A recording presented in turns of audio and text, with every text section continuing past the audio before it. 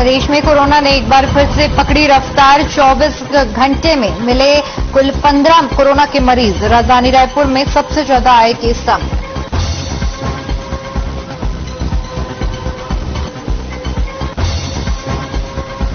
छिंदवाड़ा दौरे पर रहे सांसद नकुलनाथ। आंचल कुंड दादा धूनीवाले के किए दर्शन। 200 सालों से जल रही अखंड धुनी।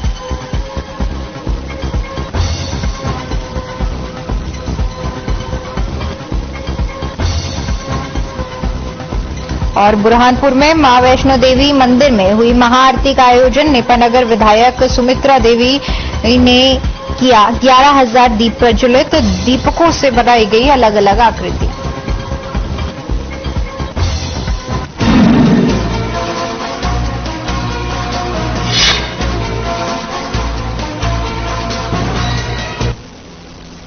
नमस्कार, मध्य प्रदेश छत्तीसगढ़ के हमारे खास बुलेटिन में आपका बहुत बहुत स्वागत है। मैं हूं आपके साथ दीपिका ओझा। बुलेटिन की शुरुआत करेंगे बड़ी खबर के साथ, जो कि रायपुर से सामने आ रही है। आपको बता दें, प्रदेश में एक बार फिर से कोरोना ने रफ्तार पकड़ ली है। एक बार फिर से कोरोना के मामले बढ़ने लगे हैं। बता दें कि 24 घंटे के अंदर कुल 15 मरीज कोरोना के सामने आए हैं। राजधानी रायपुर में सबसे ज्यादा कोरोना के मामले सामने आए हैं। रायपुर में कुल 9 कोरोना के मरीजों की पहचान हुई है। दुर्ग में 2, राजनांदगांव में 2 और धमतरी में 1, बिलासपुर में 1 केस सामने आया है। वहीं प्रदेश में 64 एक्टिव मरीजों की संख्या अब तक हो चुकी है। 4 मरीजों ने कोरोना को मात दी है, जिसके बाद प्रदेश में 2.18% तक कोरोना की पॉजिटिविटी दर हो गई है। तो बड़ी जानकारी सामने आ रही है, जहां पर एक बार फिर से कोरोना ने रफ्तार पकड़ी है और बीते 24 घंटे के अंदर कुल कोरोना के 15 मरीज सामने आए हैं। राजधानी रायपुर में सबसे ज्यादा केस सामने आए हैं। 9 मामले जो कि रायपुर से सामने आए।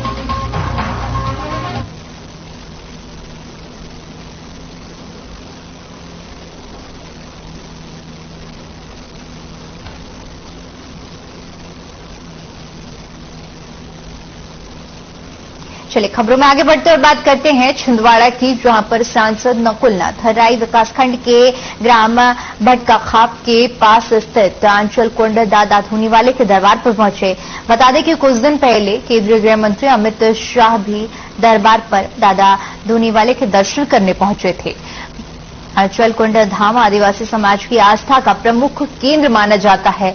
2 मंजिले ऊंचे इस मंदिर में दादाजी दरबार सजा हुआ है, जहां पर एक कुंडली है और साथ ही साथ इस पावन दरबार में लगभग 200 साल से अखंड धूनी जल रही है, जिसकी मजबूती से लोगों के दुख और सभी समस्याओं का अंत हो जाता है।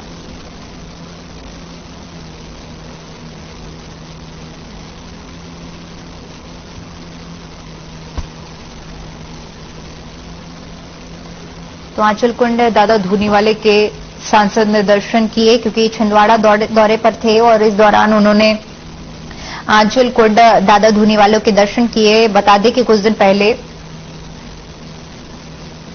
केंद्रीय गृह मंत्री अमित शाह ने भी दर्शन किए थे।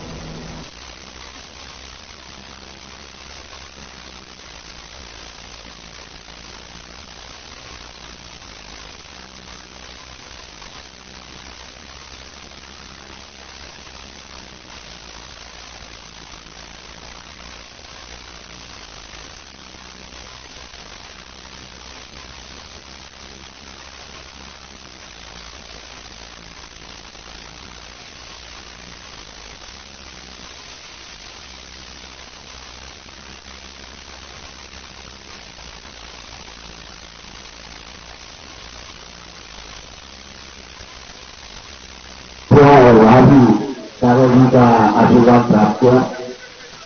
आज यहाँ आने का मेरा मकसद तो बहुत था, इसलिए मैं कुछ लंबी चौड़ी बात नहीं कहना चाहता। आज रामनवमी है, तो इस अवसर पर भगवान राम जन्म जयंती पर आप सभी को मेरी ओर से हार्दिक शुभकामनाएं और बहुत बहुत बधाई।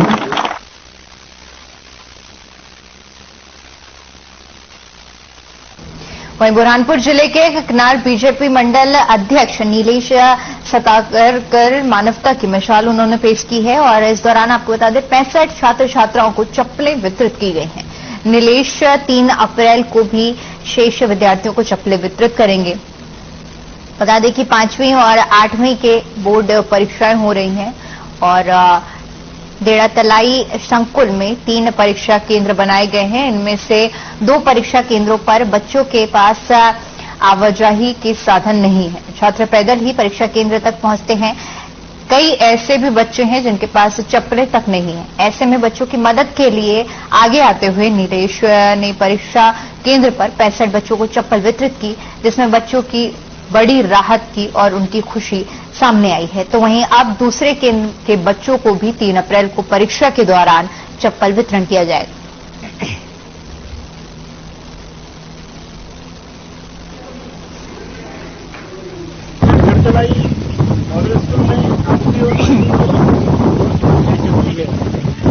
परीक्षा देने के लिए 5 से 6 किलोमीटर दूर से हमारे आदिवासी बच्चे बिना चप्पल के नंगे पैर आ रहे हैं और इस तपती दोपहर में परीक्षा देने के पश्चात दोपहर में वापस भी जा रहे हैं। खबर पढ़कर मन व्यथित हो उठा कि आज जो हमारे देश का नौनिहाल है, जिन्हें हम देश का भविष्य कहते हैं, वो आज हालत में है।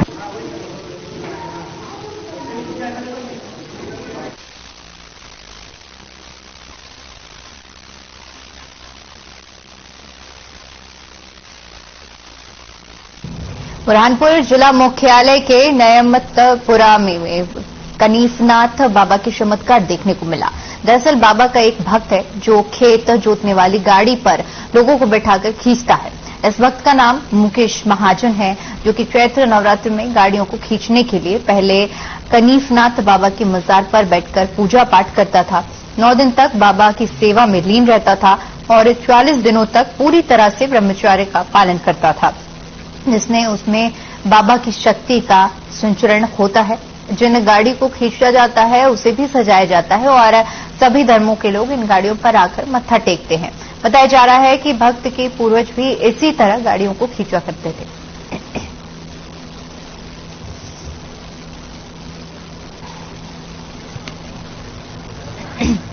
सवा महीने ब्रह्मचर्य का पालन करना पड़ता है। 9 दिन जो माता के उपवास रहते हैं, रात में पानी चढ़ाने जाना पड़ता है आधी रात को। बस इसी तरह से कार्य करते हैं। और यही सोते हो फिर 9 दिन? घर नहीं सकते।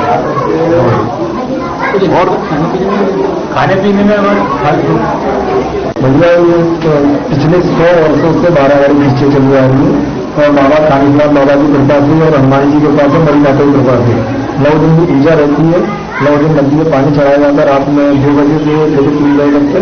उसके बाद भगत का उपवास रहता है और इन्हीं की शक्तियों की वजह से वो 12 गाड़ी खींची जाती है। ये सब तपस्या का फल रहता है। भगत जो है 1.25 महीने से लंगोटते रहता है और 9 दिन जो उपवास रखता है और कलश लेकर आता है रात्रि के 2 बजे। तो वो कलश का पानी हर मंदिर को चढ़ाकर फिर भगवान से आराधना करता है कि मैं ये कार्य करने जा रहा हूँ, ये कार्य मेरा सफल होना चाहिए। तो इसीलिए 12 गाड़ी खींची जाती है।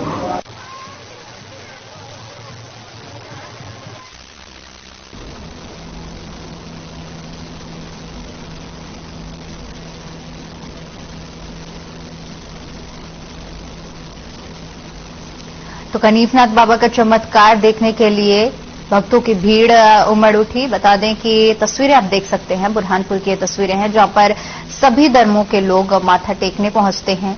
इस दौरान बाबा की सजी सजाई गाड़ियों को खींचा जाता है और लोग उस गाड़ियों में अपना माथा टेकते हैं। वहीं बुरहानपुर जिले के गांव डेढ़ तलाई में रामनवमी के उपलक्ष्य पर वैष्णो माता पर नीपानगर विधायक सुमित्रा देवी काजरेकर ने 11,000 दीप प्रज्वलित कर महाआरती की।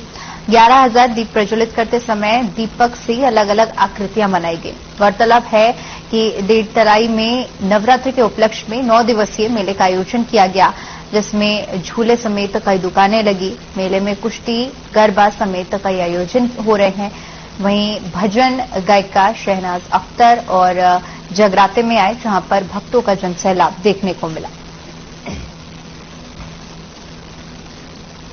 तो भजन संध्या का आयोजन किया गया। तस्वीरें हम आपको दिखा रहे हैं, बुरहानपुर की तस्वीरें हैं जहां पर 11,000 दीप प्रज्वलित किए गए। इस दौरान इन 11,000 दीपों से अलग अलग आकृतियां बनाई गई। बुरहानपुर में वैष्णो माता मंदिर में महाआरती का आयोजन हुआ और उसके बाद नेपानगर विधायक सुमित्रा देवी ने 11,000 दीप प्रज्वलित किए और इन सभी दीपकों से अलग अलग आकृति बनाई गई। वहीं कानड़ नगर में शिव पहाड़ी पर स्थित भूतेश्वर महादेव मंदिर पर नगर के मनीष कुमार शर्मा ने संकल्प लिया था कि जब तक मैं यहां रामलला का मंदिर नहीं बनवा दूंगा तब तक जूते चप्पल नहीं पहनूंगा। पिछले 2 सालों से मनीष कुमार शर्मा नंगे पैर चल रहे हैं और प्रभु श्री राम की कृपा से उनकी हर मनोकामना पूर्ण होती है। साथ ही साथ लगभग 1 सप्ताह से भगवान ज्ञान गंगा का आयोजन रखा गया है। भगवत कथावाचक सुगना बाईसा द्वारा 3 घंटे तक रोज कथा का वाचन किया जाता है। हजारों की संख्या में महिला पुरुष ने कथा का श्रवण किया। रामनवमी के दिन ढोल नगाड़ों की थाप पर रामलला का और हनुमान जी की मूर्ति का विसर्जन किया गया। यज्ञ हवन भी किया गया। इस दौरान अनेक संत महात्मा उपस्थित रहे।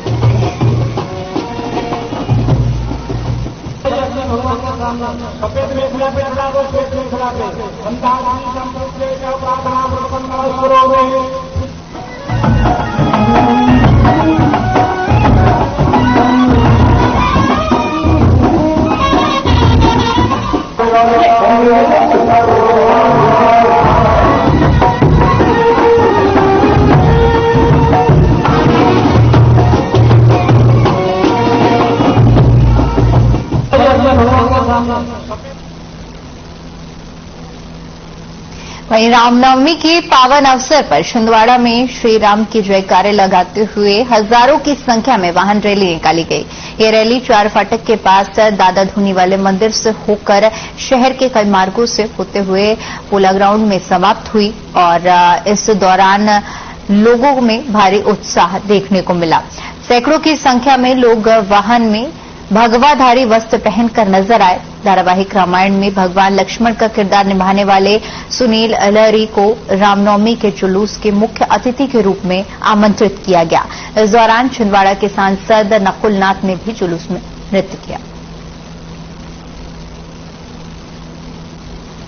तो रामनवमी के उपलक्ष्य में विशाल बाइक रैली निकाली गई। तस्वीरें भी हम आपको दिखा रहे हैं जहां पर पूजा अर्चना की गई और रैली निकाली गई। इस दौरान मुख्य अतिथि सुनील लहरी को बुलाया गया था जिन्होंने रामायण में लक्ष्मण का किरदार निभाया था। लोगों में भारी उत्साह देखने को मिला और जमकर इस यात्रा में जन सैलाब उमड़ा था।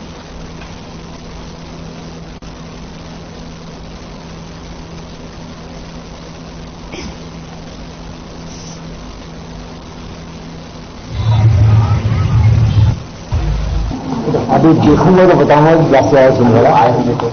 आते में रास्ते में जितना देखा अच्छा लगा मुझे। और मेरे लिए मध्य प्रदेश नया नहीं है क्योंकि मैं मध्य प्रदेश से ही बिलोंग करता हूँ।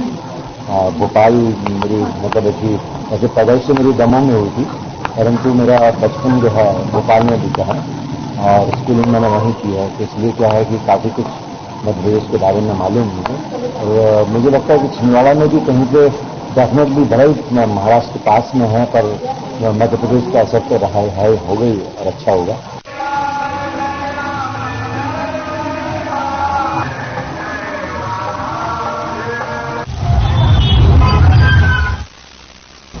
उधर बुरहानपुर के हकीम अमिया स्कूल में इफ्तार पार्टी का आयोजन किया गया, जिसके बारे में समाज के जनसंपर्क समिति मीडिया प्रभारी तफजुल हुसैन मुलायमवाला ने बताया कि पार्टी का आयोजन शहर आमिल शेख सुफुद्दीन भाई साहब अमरावती वाले की अध्यक्षता में हुआ। इफ्तार पार्टी में शहर के कई गणमान्य लोग शामिल हुए, जिसमें कुरान शरीफ के दौर और कुरान हर घर घर में हाफिज होने पर चर्चा की गई। कार्यक्रम की शुरुआत शेख मोइन हुसैन बेंगलोर वाला ने कुरान शरीफ की आयातें पढ़कर की।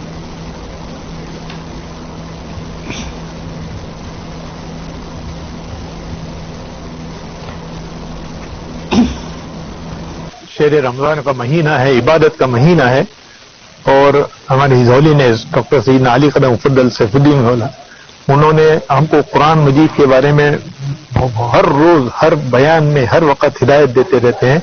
और ये शहर रमजान में तो आपने फरमाया है कि कुरान मजीद बहुत खत्म हो, और हम ये रोजा और इबादत के साथ कुरान मजीद के खत्म के साथ और ये हमारे मुस्लिम भाइयों के साथ हमने इफ्तार का जश्न मनाया है। तो इस मौके पर हम दुआ करते हैं कि ये इन हमारे भाइयों के साथ हमेशा मुलाकात होती रहे।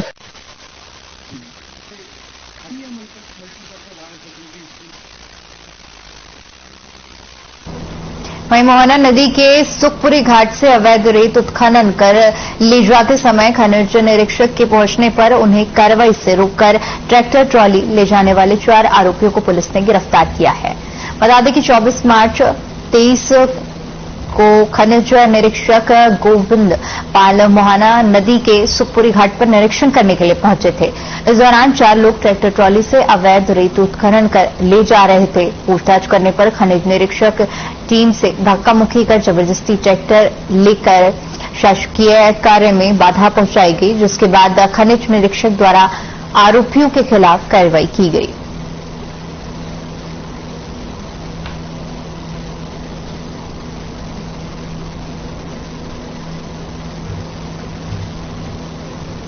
बुरहानपुर में रेत उत्खनन के आरोपियों को पकड़ा गया है। पुलिस ने बड़ी सफलता हाथ लगाते हुए देखिए तस्वीरें हम आपको दिखा रहे हैं, जहां पर निरीक्षण करने पहुंचे पुलिस अधिकारियों ने रेत उत्खनन करने वाले आरोपियों को अपनी हिरासत में लिया है। बता दें कि सरकारी काम में बाधा डालने का भी आरोप इन सभी पर लगा है।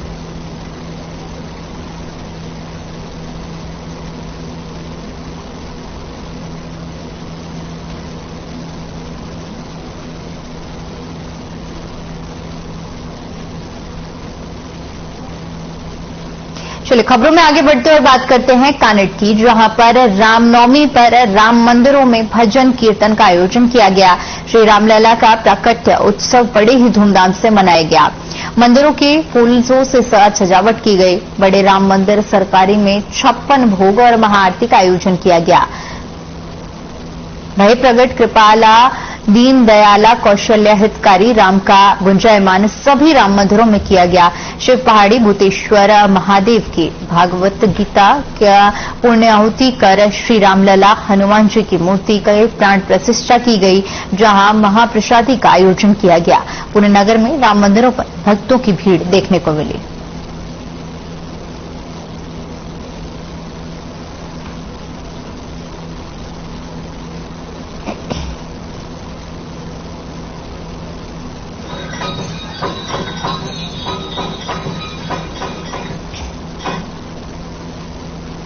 वहीं बुरहानपुर में रामनवमी के उपलक्ष्य पर विशाल शोभा यात्रा निकाली गई, जिसमें जिले भर के समस्त राम भक्त उपस्थित रहे। सभी ने एक दूसरे को रामनवमी की शुभकामनाएं दी। साथ ही साथ अपील की कि भारत की एकता और अखंडता को बनाए रखने में एक दूसरे का सहयोग करें।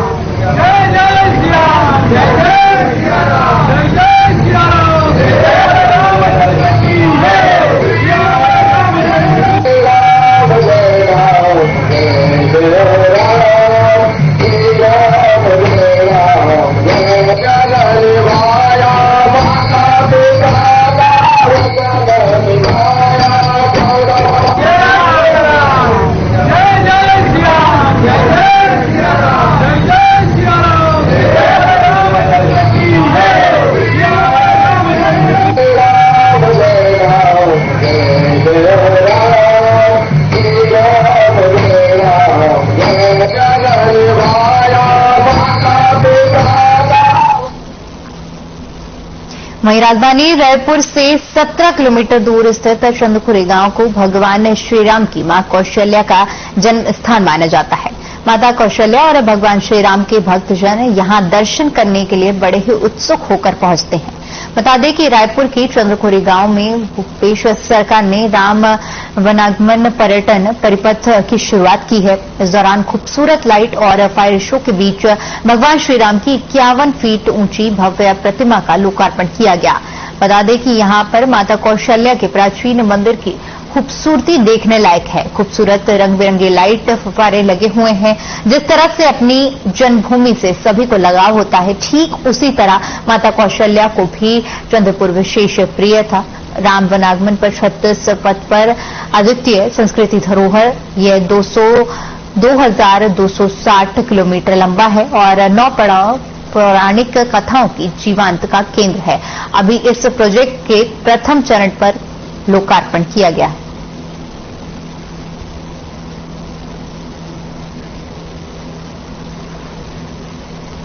तो प्रदेशवासियों को बड़ी सौगात मिली है, जहां पर भव्य प्रतिमा का लोकार्पण किया गया है। पौराणिक कथाओं की जीवांत का केंद्र है। ये तस्वीरें दिखा रहे हैं हम आपको रायपुर में, जहां पर ये प्रदेशवासियों को सौगात दी गई है, निर्माण किया जा रहा है।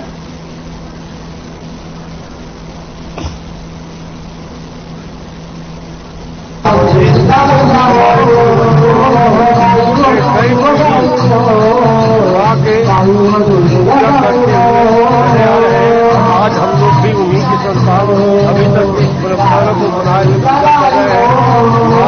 कौशल्या की जन्मभूमि है, यहाँ भगवान रामचंद्र जी का मामा गांव है, इसलिए हम लोग यहाँ रामचंद्र जी को मामा के रूप में माता के रूप में मानते हैं। रायपुर से 27 किलोमीटर दूर चंदपुरी माता कौशल्या के मंदिर है। माता कौशल्या एक हाथ में भगवान श्री राम को गोदी में लिए हुए हैं और एक हाथ में लक्ष्मण जी को लिए हुए हैं। ऐसा मूर्ति यहाँ पर बना हुआ है, बहुत ही पुरानी है। कहा जा रहा है कि 11वीं शताब्दी की यह मंदिर है। और वहीं राहुल गांधी को मानहानि केस में कोर्ट से सजा मिलने और उनकी लोकसभा सदस्यता रद्द होने को लेकर कांग्रेस का क्या नजरिया है, इस सवाल पर कृषि मंत्री रविंद्र चौबे ने कहा कि लोकसभा में राहुल गांधी ने इतना ही पूछा था कि अडानी से पीएम मोदी का क्या रिश्ता है, अडानी को संरक्षण क्यों मिल रहा है। इस पर जवाब देने की बजाय मामले को दूसरी तरफ डाइवर्ट करने के लिए यह सब हो रहा है। रविंद्र चौबे का कहना है कि राहुल गांधी को अपनी बात रखने का और सफाई देने का अवसर मिलना चाहिए था। सदस्यता समाप्त कर सरकार उन्हें रोक नहीं सकती। करने के लिए ये सारी चीजें हो रही हैं। कल सूरत की एक अदालत ने 2 साल के कन्विक्शन राहुल जी के खिलाफ दिया है। मानहानि के छोटे से छोटे और बड़े से बड़े प्रकरणों को हमने देखा है। इस प्रकार पहली बार हुआ है।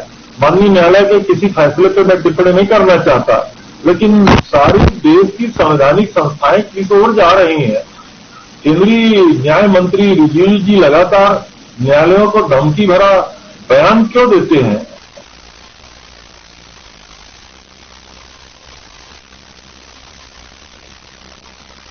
वो में आगे बढ़ते और बात करते हैं रायपुर की, जहां पर महापौर एजाज ठेबर के घर पर ईडी ने छापा मारा। महापौर के घर के सामने उनके समर्थकों का जमावड़ा लग गया। एजाज के समर्थकों ने ईडी के खिलाफ जमकर नारेबाजी की। इस दौरान महापौर एजाज ठेबर के समर्थन में विधायक विकास उपाध्याय उतरे। उन्होंने मीडिया से मुखातिब होते हुए कहा कि मोदी सरकार केंद्रीय एजेंसियों का दुरुपयोग कर रही है। जो मोदी सरकार के खिलाफ बोलते हैं, जो बीजेपी के खिलाफ बोलते हैं, उन्हें दबाया जा रहा है। लोकतंत्र का हनन कर रही है मोदी सरकार।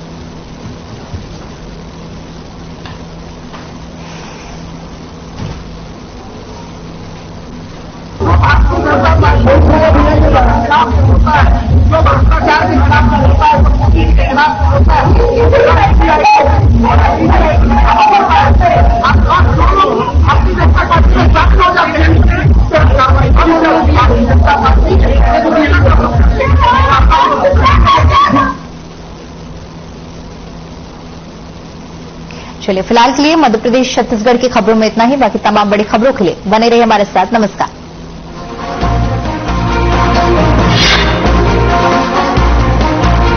कार्यक्रम हो रहा है। मैं इस अवसर पर आयोजित इस समारोह में प्रदेश सरकार की ओर से मैं आप सबका हृदय से स्वागत करता हूं, अभिनंदन करता हूं।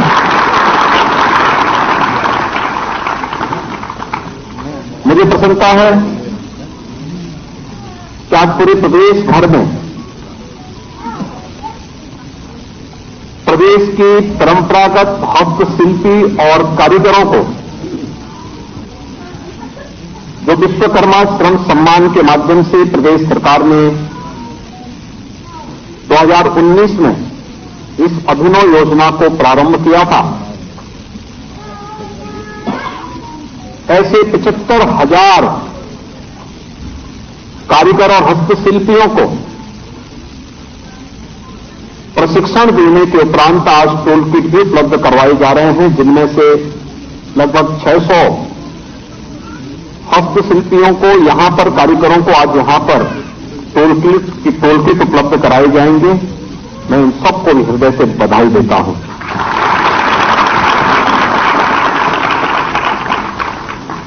मेरे लिए अत्यंत प्रसन्नता और प्रफुल्लित होने वाला क्षण है जब हम आदरणीय प्रधानमंत्री जी के आत्मनिर्भर भारत की उनके संकल्प को एक गति देने का कार्य कर रहे हैं। हमारी सरकार 2017 में आई थी और 2017 में आने के उपरांत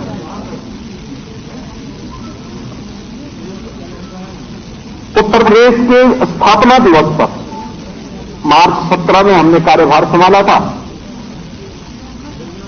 और 24 जनवरी को जब उत्तर प्रदेश ने अपना पहला स्थापना दिवस मनाया था, उस अवसर पर हम लोगों ने प्रदेश की एक जनपद एक उत्पाद की योजना लागू की थी